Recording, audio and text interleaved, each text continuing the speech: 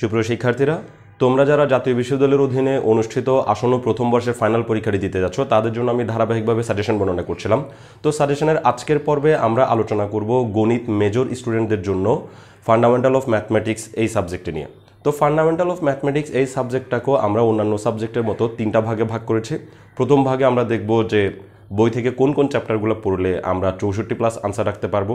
সাজেশনের দ্বিতীয় ভাগে আমরা দেখব যে বই থেকে কোন কোন অধ্যায়গুলো পড়লে আমরা 45+ আনসার রাখতে পারবো, এবং সাজেশনের তৃতীয় ভাগে আমরা দেখব যে বই থেকে কোন কোন অধ্যায়গুলো পড়লে আমরা 32+ আনসার করতে পারবো।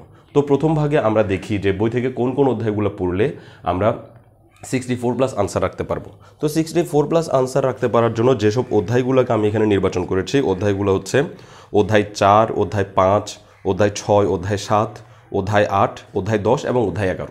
এই 7টা অধ্যায় পড়লে আমি আশা করব যে 64+ আনসার অবশ্যই আমরা পরীক্ষায় রাখতে পারবো।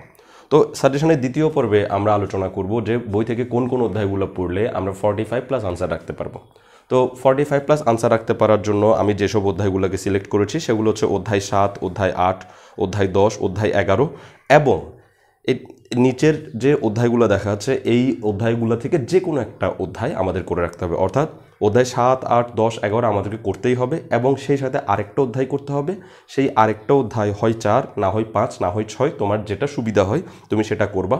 তবে বেশিরভাগ ক্ষেত্রে দেখা যায় অধ্যায় 5টা বেশি গুরুত্বপূর্ণ, কিন্তু এটা একটু বড় হওয়ার কারণে তুমি চাইলে 6ও পড়ে রাখতে পারো। এখান থেকে যে কোনো একটা পড়লে তুমি 45 আনসার রাখতে হবে। অর্থাৎ টোটাল তোমাকে 5টা অধ্যায় পড়তে হবে 45+ আনসার পাওয়ার জন্য, যার মধ্যে 4টা অধ্যায় হচ্ছে 7, 8, 10, 11 এবং একটা অধ্যায় হচ্ছে 4, 5, 6 এই তিনটার মধ্যে যে কোনো একটা।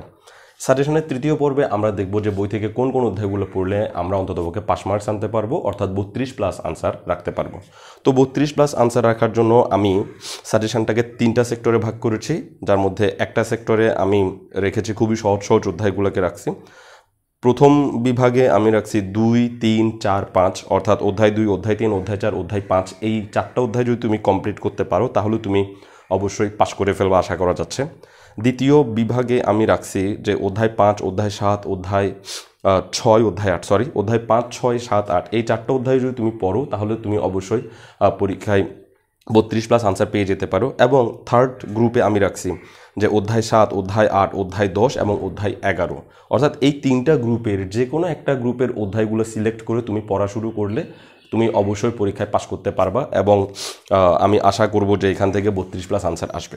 তো এখন সাজেশনের অধ্যায়গুলো থেকে আমরা আসলে কীভাবে ম্যাথগুলো সলভ করে যাব, আমরা কীভাবে আমাদের প্রস্তুতিটা নিব, অন্যান্য সাবজেক্টে আমি যেভাবে বলছি ঠিক সেভাবেই প্রস্তুতি নেবা।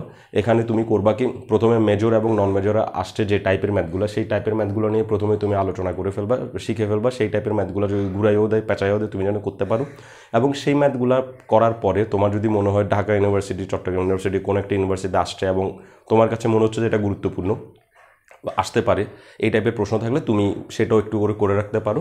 তো বেশিরভাগ সময় মেজর এবং নন মেজর আসা প্রশ্নগুলো দেওয়ার চেষ্টা করে বোর্ড, কিন্তু ইদানিংয়ের প্রশ্নগুলোতে মেজর নন মেজরের বিগত সালে আসছে সেগুলোর বাইরে থেকেও প্রশ্ন হওয়ার কারণে আমি তোমাকে এইটুকু পরামর্শ দিচ্ছি যে তুমি আমি তো অধ্যায় তো কমাইয়া দিছি, তাই না? ধরো 11টা অধ্যায় আছে, সেই 11টা অধ্যায় থেকে পাশ করার জন্য আমি অধ্যায় দিছি মাত্র 4টা করে, 45+ আনসার পাওয়ার জন্য আমি অধ্যায় দিছি মাত্র 5টা। তো আমি তোমাকে 4টা 5টা অধ্যায় দেওয়ার কারণে অনেক প্রশ্ন তো তোমার কাছ থেকে এমনও বাদ হয়ে গেছে, তাই না? অনেকগুলো অধ্যায় বাদ হয়ে যাওয়া মানে একটা অধ্যায় বাদ হয়ে যাওয়া মানে সেখান থেকে অন্তত 15-20টা টাইপের ম্যাথ বাদ হয়ে যাবে। তো তুমি এতগুলো অধ্যায় যেহেতু বাদ দিছো, সেহেতু তুমি অধ্যায় যেহেতু কমাইছো, এখন যে অধ্যায়গুলো তুমি পাইছো সেই অধ্যায়গুলো থেকে তুমি কোনোভাবেই ম্যাথকে কমাইতে পারবে না। তাহলে কিন্তু তোমার পরীক্ষা দিতে যাওয়া না যাওয়া সমান হয়ে যাবে, পরীক্ষায় তোমার আশানুরূপ রেজাল্ট আসবে না কখনো। তো যাই হোক, তুমি মেজর এবং নন মেজর আসা ম্যাথগুলো আগে সলভ করবা এই অধ্যায়গুলো থেকে। যে অধ্যায়গুলো আমি তোমাকে বলি নাই সেই অধ্যায়গুলো তোমার টাচ করারই দরকার নেই, সেগুলো থেকে তুমি কিচ্ছু পড়িও না, দরকার নেই তোমার। আমি যে অধ্যায়গুলো সিলেক্ট করছি তুমি শুধু এই অধ্যায়গুলোতে প্রস্তুতি নাও।